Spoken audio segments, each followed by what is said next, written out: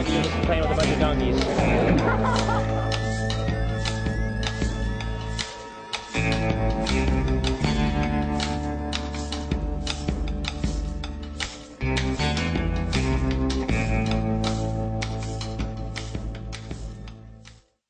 Howdy, it is we started at 2, it's 10 o'clock now, so we've been here for 8 hours, and we're not even halfway through yet.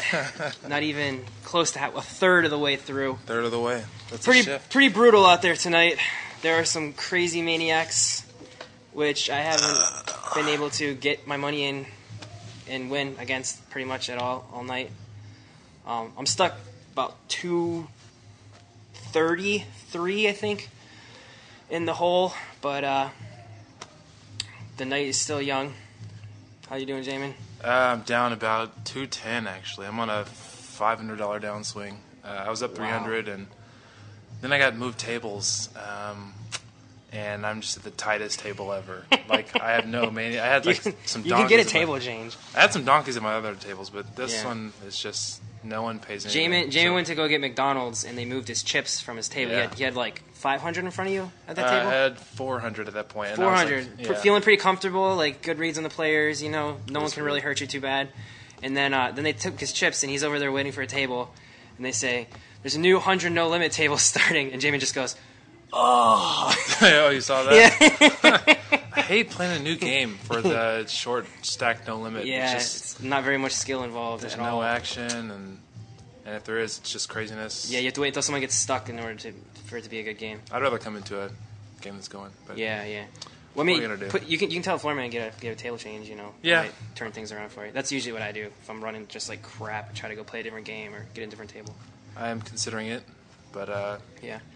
we're about even right now. Yeah. See what happens. Yeah. I had one completely sick hand that the biggest tilt hand of the night that put me on tilt was I had ace-9 offsuit. We were playing there's 6 people at a 4-8 kill hold'em table.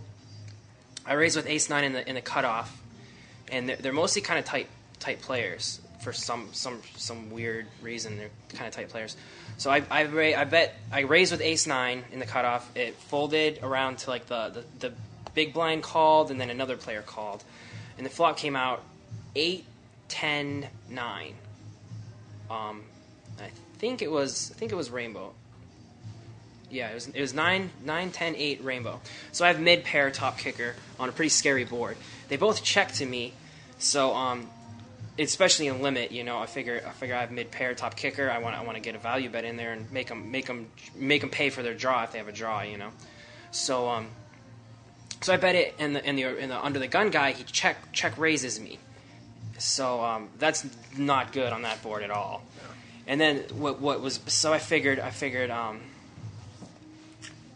I figured he had either 8-10 for 2 pair or 9-8 for 2 pair, or maybe even like ace-10 or king-10 or jack-10, some kind of 10 hand, you know. Jack-10 with a, you know. Either way, I'm beat. That's what I figure, you know, I'm beat. But the guy's, I mean, he's somewhat tight, but he's been playing a lot of pots. So I decided to take it off, see if I can maybe get a 9 or an ace, or maybe a lot of times they raise on the flop, check raise on the flop, and then they'll just check down. And I have position on him too, so something in me just said I should probably call him down, you know. So I put in the extra $4. It's only $4 too.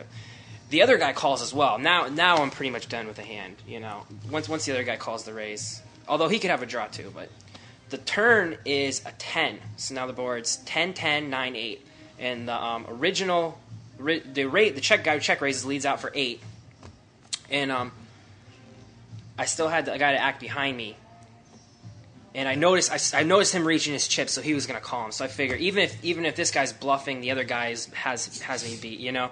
So I throw away the ace-9, and there's at this point, you know, there's pretty good pot already. We're up to like $30-$40. But it's like, what am I going to do, you know? I'm even if I get a 9, I'm probably still beat. So ace, I'm still beat. So I figured I'm just done. So I throw it away. On the river's a blank. No draw came in. First position bets, and the other guy calls, and they both flip over king 9. Both of them had king 9. And they're laughing and giggling. Oh, ha, ha, ha, we're so funny. And I just went outside to get a breath of air. And that pot was over $100 by the time it was, you know, done. that was pretty sick. I was pretty upset about that one. And a similar situation earlier in the night, I called and it was the wrong call, so it's just like, wrong time, wrong. Pretty sick. And then Barbara Enright just caught a miracle 7th Street in Raz against me in the horse game. So if a world champion is catching cards against you, there's nothing you can do ever. Very true. But you know what? We're warriors, and we're going to stick it out. I have no world champs in my $100 no limit game. That is guaranteed. Well, the thing is, Barbara Enright's playing pretty crazy because it's 4-8, and I think it's like playing to her, it's like playing with pennies. So she's just betting and raising and calling every hand. So that's how they do it. Yeah. So yeah, we'll be back in a couple hours, I guess. I don't want to get my chips picked up again, so I'm gonna. Yeah, we should go back. I'm gonna head down. Not that it matters now. I'm not up or anything. I brought it in, and then when I got back to my friends, then they all called. And I bought a big pot. That's all. You don't get it, do you? I got it. Bill said he was the only one who didn't notice it. You raised me, Barbara? No, I didn't raise you. I raised the pot. Oh, you raised the pot? Don't take it personal. Halfway.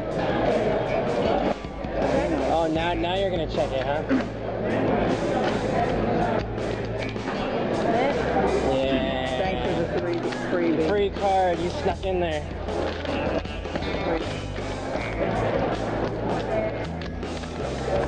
I caught. So why did Homeboy leave?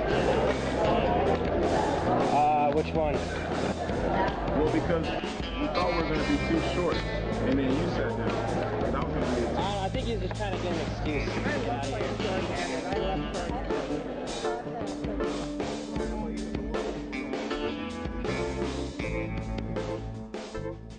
Around 11:56,